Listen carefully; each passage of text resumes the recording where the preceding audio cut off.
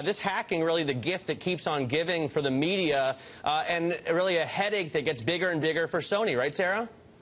Yeah, absolutely, and especially Snapchat. I mean, Snapchat is one of the most secretive companies about everything that they're doing, and they absolutely hate to talk about deals. So here we have some rare insight. And what's interesting here is we all knew that Facebook tried to buy Snapchat for $3 billion last year.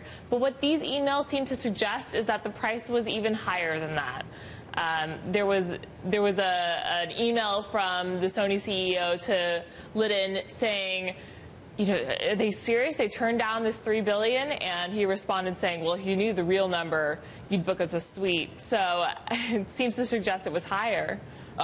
Is it a big headache for Facebook as well? Apparently, Zuck was none too pleased with the fact that a lot of stuff was leaking about his negotiations. No, he actually, yeah, he was pretty pissed. He thought that this was a technique by Snapchat to try to drum up interest for their next investment round.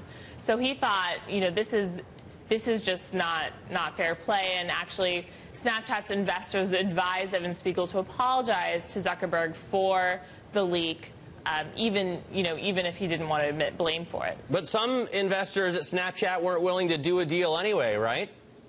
Right. I mean, it was a big debate about whether they even should, whether the company had more room to go on. And actually, the fallout was interesting.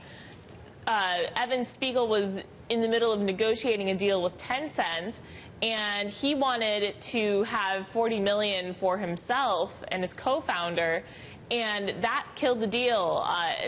Tencent wasn't willing to pay that much money just out to the founder, and when investors confronted Evan about that, he said, well, you know, I just turned down $1 billion from Zuck.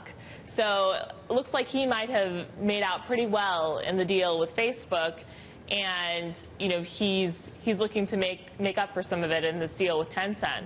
Wow, the web we weave. I mean, how many companies are involved in this, right?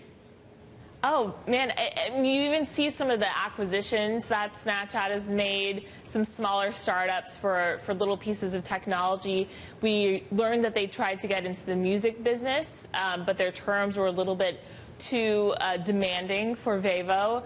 So, you know, we're just seeing a lot of insight into how Evan does these deals. He seems to have very high standards for what he's not going to negotiate down, as it looks from these emails.